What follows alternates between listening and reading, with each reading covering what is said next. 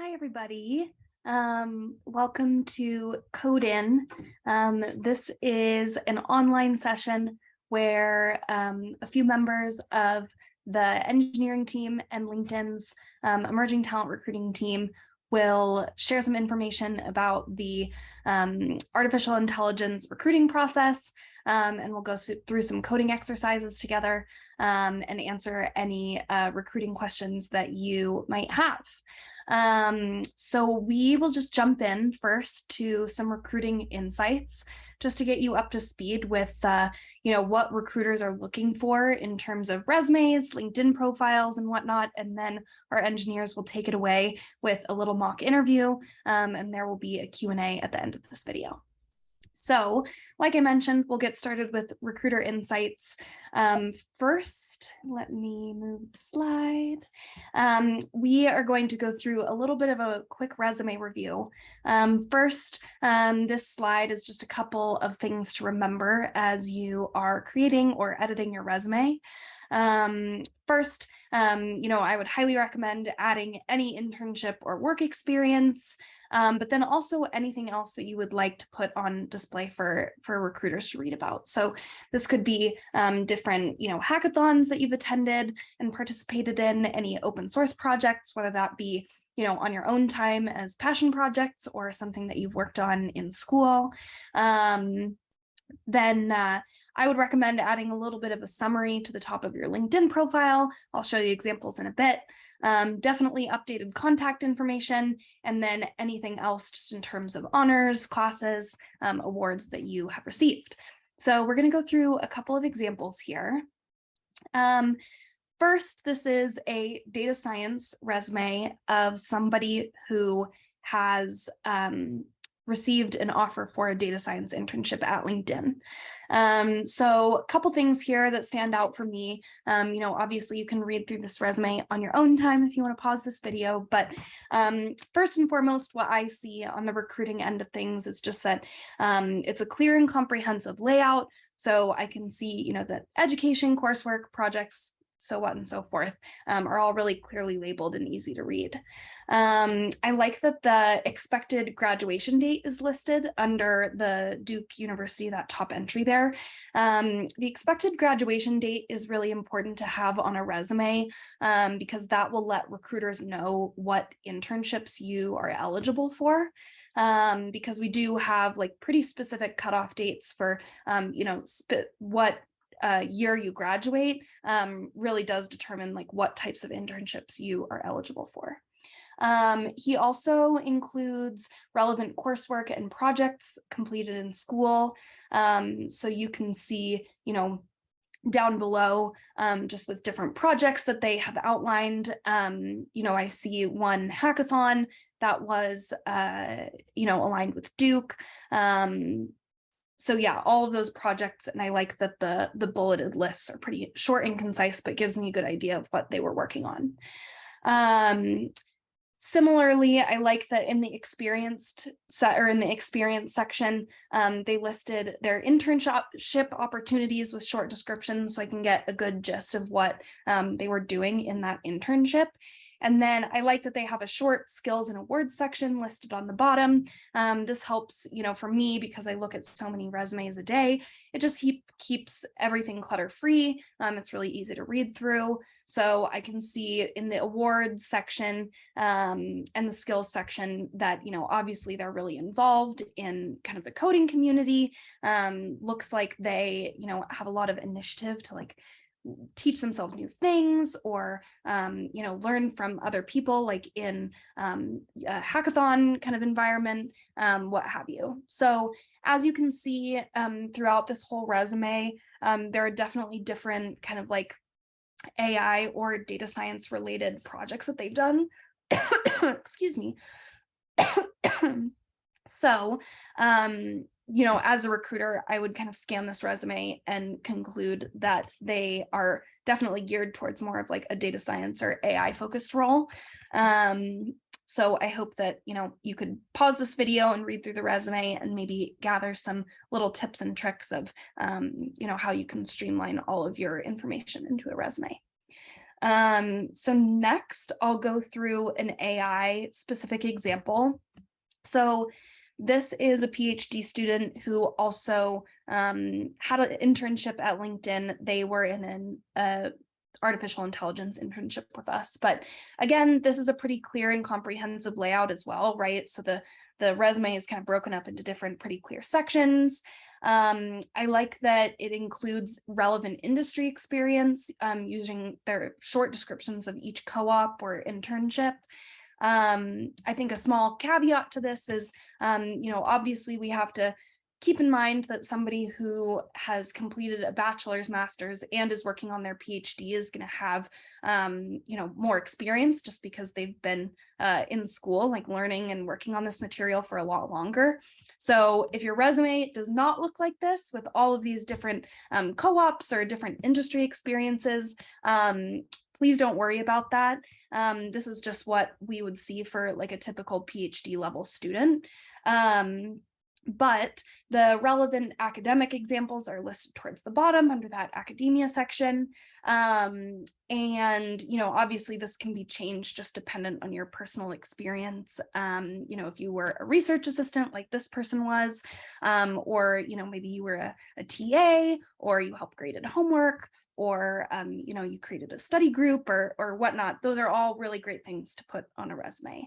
And then again, short skills and awards section towards the bottom just keeps everything really clutter-free, easy for us to read and get through.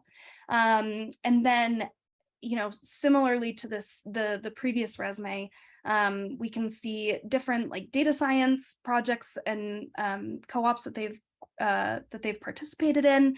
And I see also that they have done some different types of work with like machine learning models and whatnot. So through this resume, I could see that they would have a pretty good skill set to move forward and successfully complete the AI interview at LinkedIn. So now we're going to hand it over to my colleague Jen, and she is going to walk through how to rock your profile. So take it away, Jen. Thanks so much.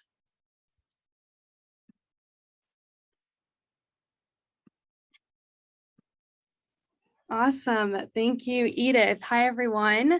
My name is Jen, and I'm also sitting on our campus tech recruiting team and recruiting for AI and as well as in our data pod. So glad you're all here. It was really cool to see how many people have RSVP'd and to see you all in the chat where you're coming from. So thank you so much again, and we're really excited to have you. So now that you know how to make your resume awesome, we're going to talk about how to rock your profile. Your profile is a great way to highlight some of your other experiences and just different things about you on your LinkedIn and things that recruiters can search for when we're looking for candidates. So first thing we want to do is add a photo. Think of the photo you want to add, make sure it has a clean background and is a pretty good headshot so we can see your face. As you can see from Brian, who is a LinkedIn member or LinkedIn employee, and he actually sits on our emerging talent team. He has a really great profile picture there where you can clearly see his face. And then he also has what he does. He has a little headline on there, which a lot of people don't do the headline, and it's something that is kind of fun to put on your LinkedIn profile and is a good way to put what you're searching for. For example, like searching for summer 2022 internships. So that's helpful for us as recruiters when we're looking for candidates' profiles. The next thing you want to do is add a summary. The summary is where you want to talk about your why. Why are you interested in this specific field or industry? This can be 2 or 3 sentences, no more than a paragraph, but just enough to catch the hiring managers or recruiters' attention and just tell them a little bit about yourself and kind of why you're on LinkedIn, why you're looking for certain things, and adding keywords too, such as like coding languages, your specific interests or platforms. This is a great way to do that in your summary to kind of really grab the attention right away on your profile. The next thing we want to do is add our education. adding the education is extremely important, especially for recruiter or hiring managers. We are really looking for your major, your expected graduation date to see if you would be eligible for internship. And I definitely want to emphasize on the expected graduation date, as this is something that's very important for recruiters. We looked at this just so that we can see what you'd be eligible for. And a lot of the times we won't look at profiles that don't have it because we're not sure, and we're not really sure like when your graduation dates are, or if you're still in school or if you graduated. So that's definitely really important. And we like to make it so that your profile takes the most guesswork out of our job. We really don't want to assume. We want to be able to see those things pretty clearly on your profile. And as you can see on the side too, obviously putting your major, any like minors, all your degrees, any awards, scholarships, honors, anything like that. Just include what you want to see, what would capture you in your education is really important. And then next, we want to add your work experience. This is also very important. We do have our work experience on our resume, but we don't want it to mirror our resume. We want it to be like a snapshot of different experiences we've had, whether it's like a job that you had at a coffee shop or a previous internship. Basically using that experience to really highlight the skills you've learned from those previous experiences, because we'll be looking for those things when we are searching for profiles.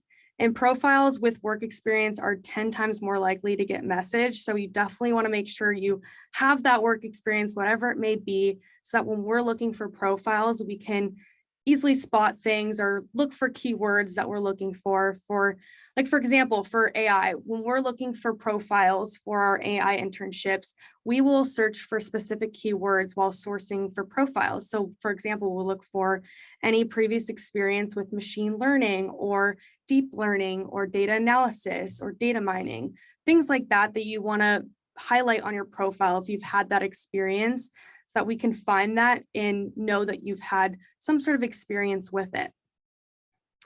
The next thing we want to do is add volunteer experiences and also just additional accomplishments. Volunteer experience is great to put, I think you should just put it if it shows who you are. I have a lot of volunteer experiences on my LinkedIn profile because I think it's kind of fun to read through what people have done and could also relate to a position as well. And also, of course, too, adding courses, any publications is very important too. For courses, add any courses in machine learning or AI or anything related to the field or industry that you're interested in. And as well as publication, this is something we actually will specifically search for. We'll search for publications for specific roles or even from specific AI conferences. So you definitely want to highlight this under this section. As us recruiters, we tend to look for that sometimes. You don't want it to be too long either. So make sure if you do put these things on, 2 sentences is great, just to grab the reader's attention and really just highlight some of those experiences. Then we want to add skills and recommendations.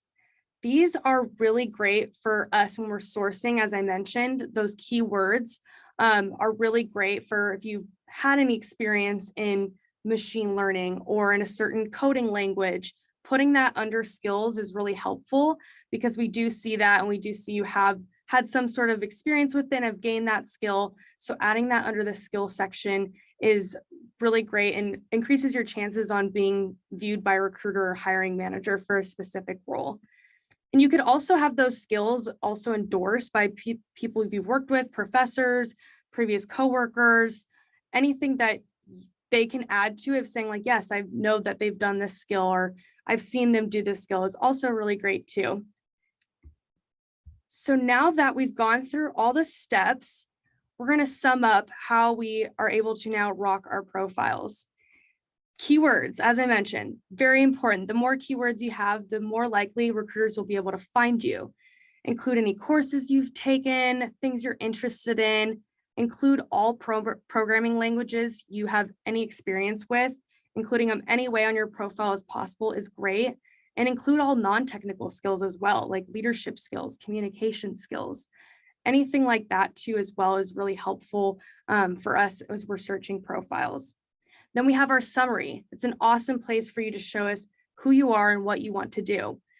Always keeping things updated is important as well. Make sure your summary is updated. Make sure your picture's updated, any work experiences.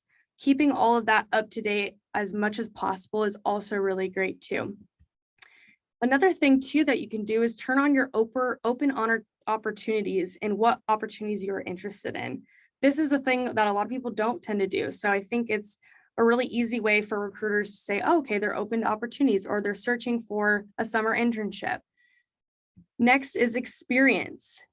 Put any experience you have on your profile and try to transfer those skills from those experiences to add to your profile and things that you're interested in within specific industries or fields, and have those present so that we can easily find those on our profile. But now that we've went through all of that, and hopefully that was helpful, and I see there's a lot of things in the chat, so hopefully those are also getting answered, as I'm sure they are. But now that we're able to rock our profile, we're going to go over the intern process with Edith. So back to you. Hey, party people, I'm back. Let's run through what our intern interview process looks like, just so everybody's in the know, and you'll know kind of, what to expect if you're planning on applying for future intern roles at LinkedIn. So let me do a high-level overview of our intern process. A lot of the technical questions we'll be able to answer in the Q&A. So if you have any questions, I would just recommend writing them down right now, or putting them in the chat so we can answer them later. So we'll start out with the first step, which is a HackerRank assessment.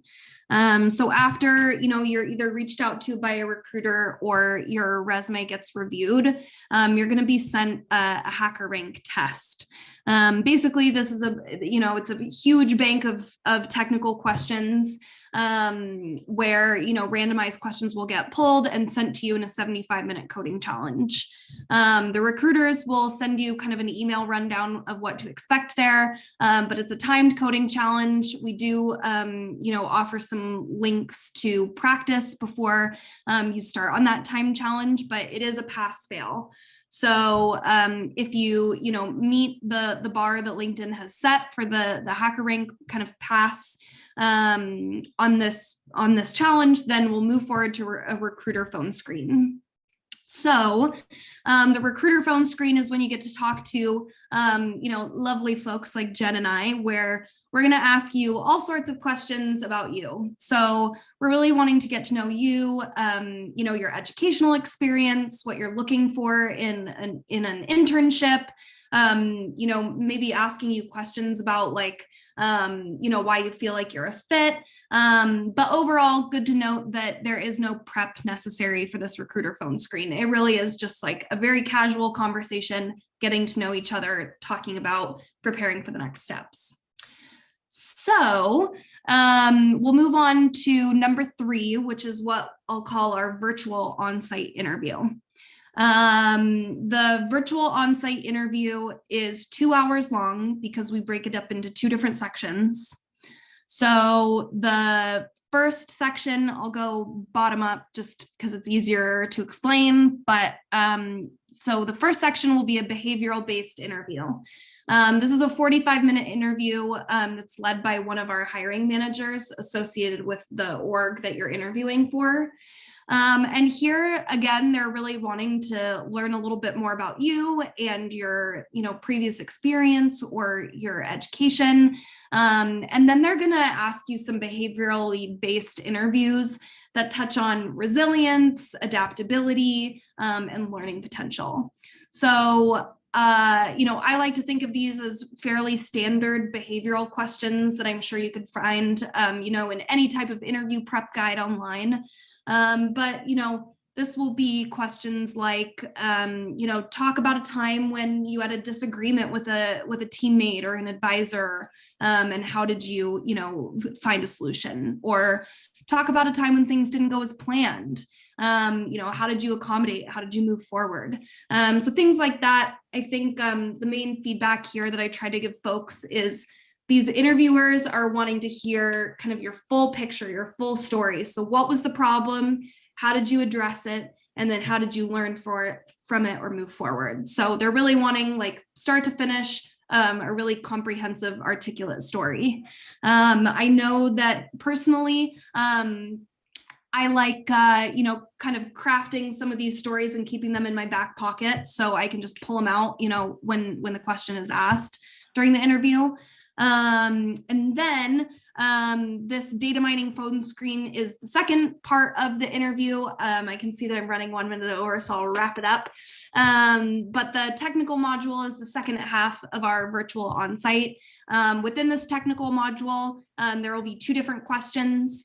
One will be focused on, algorithms and data structures, more of like a basic coding question that you would find on LeetCode. And then the second question within the technical module will be more specific regarding AI machine learning fundamentals. So you'll get more information about that from our engineers, but once this virtual onsite is done, then we'll discuss with our hiring leads, review the feedback, and then we'll get back to you about an offer. Rodney. So now that we kind of have an idea of overall what the interview process might be like, we're going to take a deeper dive into what the actual technical interviews, the coding interviews, are going to look like for you. So today I'll talk a little bit generally about coding interviews, what to expect from them, and some tips. And then we'll actually dive into some practice problems, and we'll even do a mock interview. And one key theme that you'll see as we go through these slides is that communication and open communication is really important in these interviews. And so in that spirit, I just want to remind everyone this talk is for you. So feel free to interrupt if anything isn't clear. Make sure you're using the chat to connect and ask questions. Just don't be shy. So what we'll cover today is just kind of demystifying the coding interview for you guys. So I know for me personally, when I first was starting coding interviews, I was really intimidated by it. And my expectation was that it was going to be like some kind of pop quiz where the interviewer was trying to trip me up and ask me trick questions. And a good technical interview is not supposed to be like that. For technical interviews, what we're really looking for is just a gauging of your understanding of some key concepts, and most importantly, how you implement those. So to dive a little bit deeper into what we're looking for then, we want to understand a little bit about your realm of knowledge on data structures and algorithms. That's where the majority of questions will lie. And what's key here is that it's not necessary that you need to memorize everything. There's not going to be, like I said, it's not a pop quiz. It's pretty rare that you're going to get specific questions and call outs on things. What we really want to see is those concepts that you've learned about in all your classes and your coursework so far. How are you actually able to implement those, and how do you approach that problem and tackle it? From there, there'll also be some other questions about complexity. So for example, analyzing the space and time trade-offs. That's generally what we're looking for in a coding interview. So then when you walk into that room, or you open up the Zoom link and get into that Zoom room, what can you expect? There's really 3 basic parts to a coding interview. So the first part is just going to be an introduction. This is taking a couple minutes to kind of get the nerves out a little bit for sure and introduce each other. So the interviewer will give you a little bit of insight about who they are, share some of their experiences, and then you're welcome to do the same. From there, you'll jump into the actual coding question. That, of course, is the majority of the time that you'll be spending together. What you're doing there is really walking through your coding problems. You should be prepared to talk through a lot of what you're working on. And something that I like to call out about this is that it's not just what you know. An interviewer is also looking for someone that they would want to work with. You know, it's really a collaborative discussion at the end of the day. So don't be afraid if while you're working through your code, the interviewer might interrupt you and ask questions or prod a little bit deeper into different design decisions that you've made. You also want to make sure that you're bringing up some analysis of like complexity in your code, and it's also a good idea to bring up some test cases. Finally, at the end of the interview, we'll always leave a few minutes for questions so that you can turn it around and ask the interviewer the questions that you have as well. So for some tips for how to have a successful interview then, like we said, communication is really important. And so starting right off the bat, once you get the question, it's really important to repeat what you think that the interviewer has asked you. Of course, this will be useful for the interviewer and making sure that they communicated properly, but it's also useful for you to make sure that, like, moving forward, you have the right idea of what you're working on. From there, I would recommend asking questions. Ask a lot of questions about what exactly the scope of the problem is. So start thinking about some of the edge cases that you might run into. And then you can start thinking about how you would actually approach that problem. So once you have that idea of what you need to work on, where would you go from there? How are you going to start writing that code? It's super, super critical to talk through all of this. You want to really be open with what you're thinking about. And in a lot of cases, there's not necessarily one right answer. So don't feel like, you know, as you're working through the problem and coming up with ideas, it's okay if that's not a perfect idea. What we want to see is what your thought process is and how you're approaching it. Once you've pretty much gotten the code working, it's also a great idea to kind of walk through what you've written so far and essentially play the compiler. So kind of going step by step through what you've written. And then at the end of it, like I mentioned earlier, it's great to kind of talk through some of the test cases that you would want to check against for your code. And then if there's time, usually the interviewer will ask you to maybe iterate a little bit more if there's like some performance enhancements you can make on your code, etc.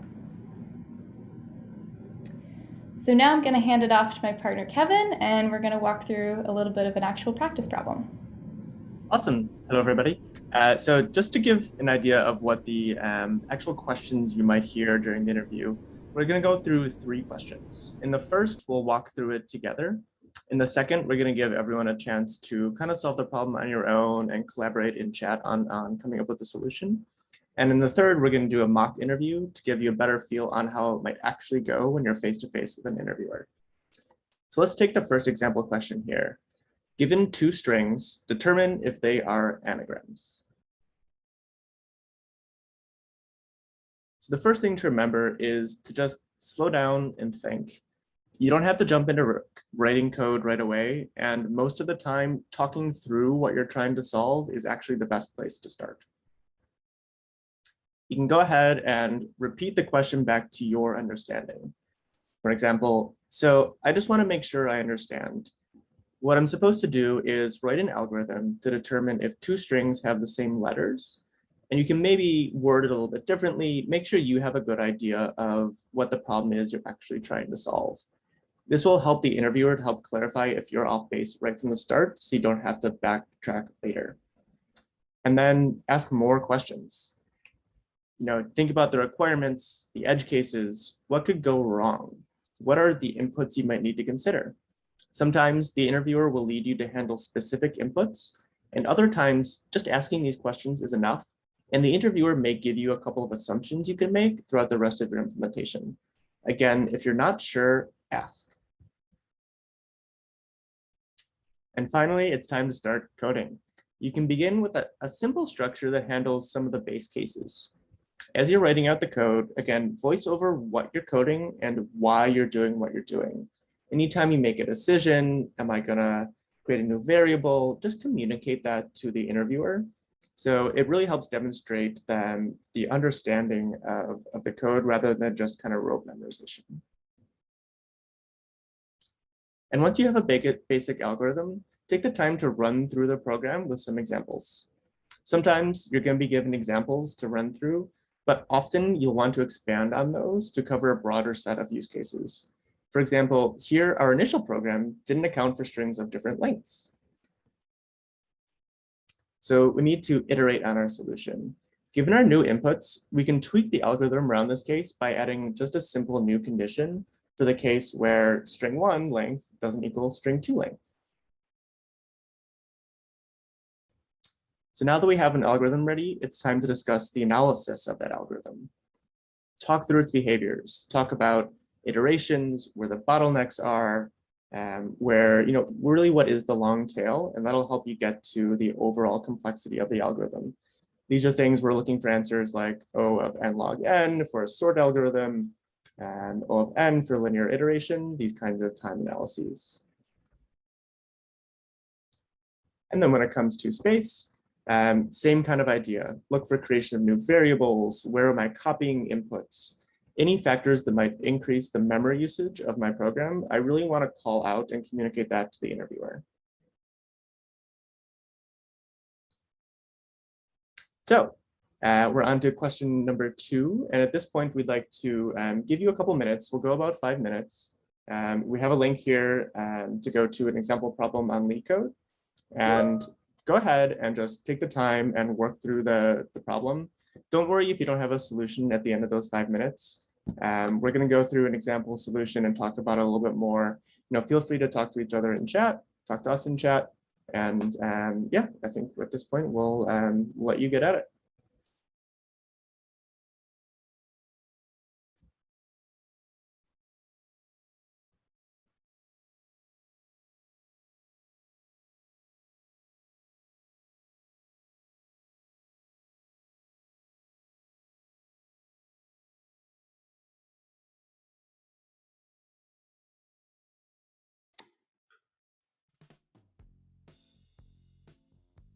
Kevin, so one of the questions is, will the strings include duplicate letters?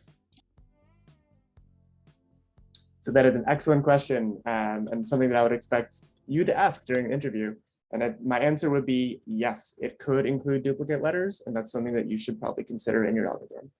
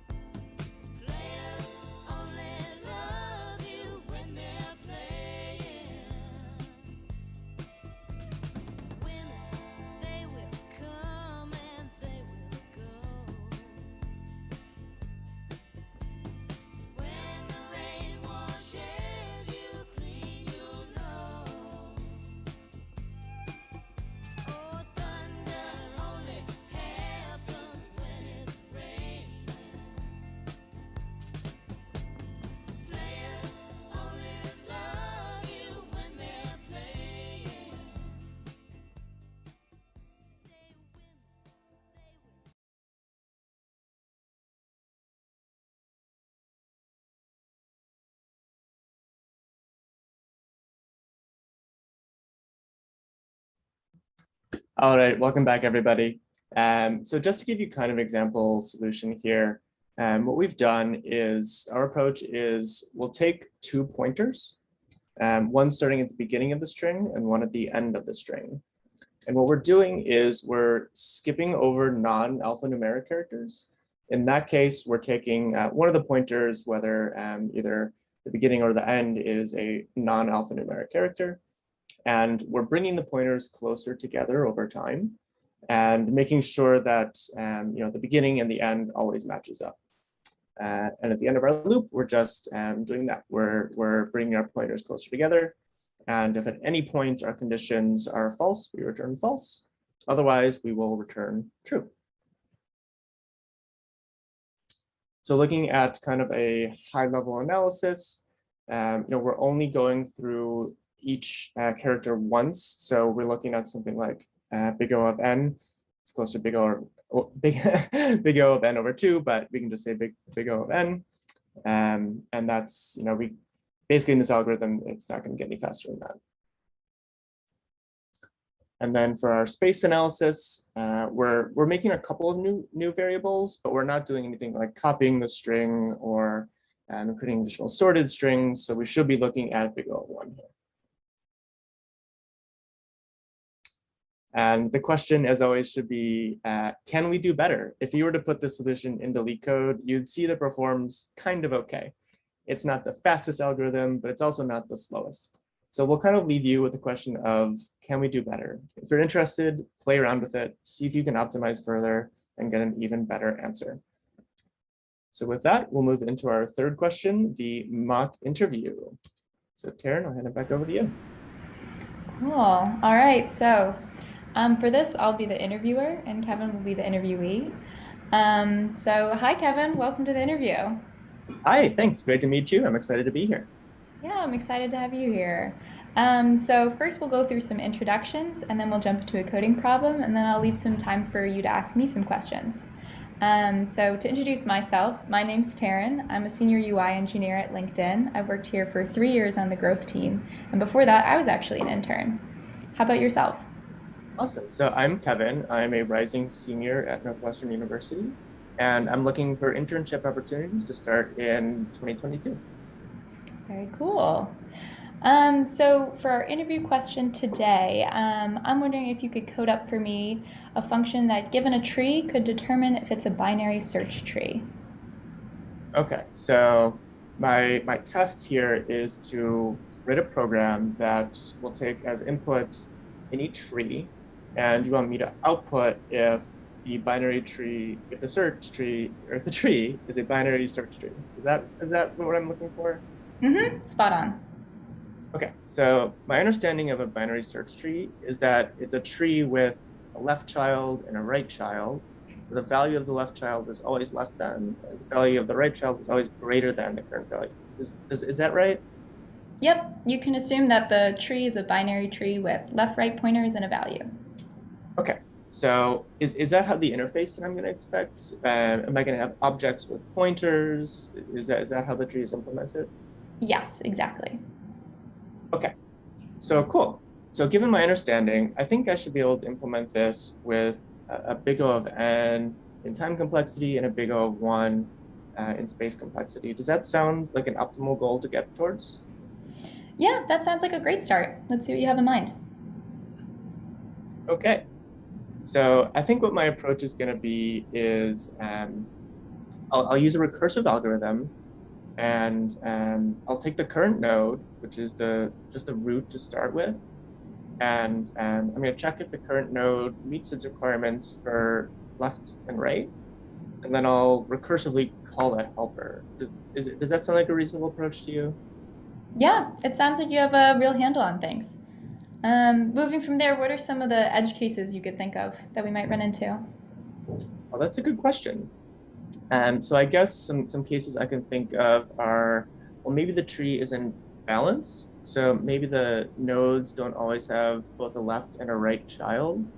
I'm really gonna have to handle some null cases there too. Maybe the children are null, or well, I guess the whole tree could be null. Yeah, what would you do in that case? I guess since given our definition from earlier, it actually does meet the constraints. So we could just return true in that case. Yeah, that sounds good. Cool. Yeah. So now that we have kind of an algorithm laid out, what do you think the time complexity would be for this? Okay, let me think about this. So I know that we're going through and checking every single node in the tree. We kind of can't get around that. So given that we're touching every node, I think it's going to take at least big O of n time. Yeah. And for space and memory, how do you think the approach would perform? So I thought this would be pretty good, but now that I think about it, so because I'm using a recursive algorithm, every time I'm recursing, I'm going to be creating a new stack entry for every node. And it's going to turn out to be big O of n. Yeah, what do you think we could do to optimize that part of it? What are some other approaches I could use? Well, I guess I could go towards more of an iterative algorithm rather than a recursive one. And what would the space complexity be of that approach? Well, now since I'm only traversing the tree and I'm not copying the data into a new stack frame, it really should just be big O of 1, which was my goal originally. Awesome. That sounds like a really powerful approach. So if we were to expand this and think about some test cases that we would want to test against, what are you thinking? Well, I guess we should cover kind of those examples that we went through earlier. Pass in a null tree, maybe pass in a totally unbalanced tree where there's only left children. Some other examples, I guess we should also test the base case, the positive case, like just a simple tree, and then the negative case, so a tree where it's not a binary search tree, where the values don't meet the conditions.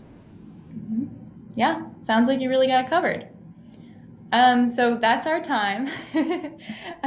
So with the remaining couple of minutes, do you have any questions for me? Yeah, sure. Actually, I was just reading a blog post on LinkedIn about how accessibility is a really big concern there. Could you tell me a little bit more about that? Yeah, great question. Accessibility is a really big focus at LinkedIn. In my day-to-day job, I work a lot to make sure that the code that I'm writing is accessible. And a lot of that comes down from our mother company, Microsoft. We use the Microsoft standards to make sure that we're up to the latest and the greatest for accessibility for the web. Cool, awesome. I think that's all the questions I have.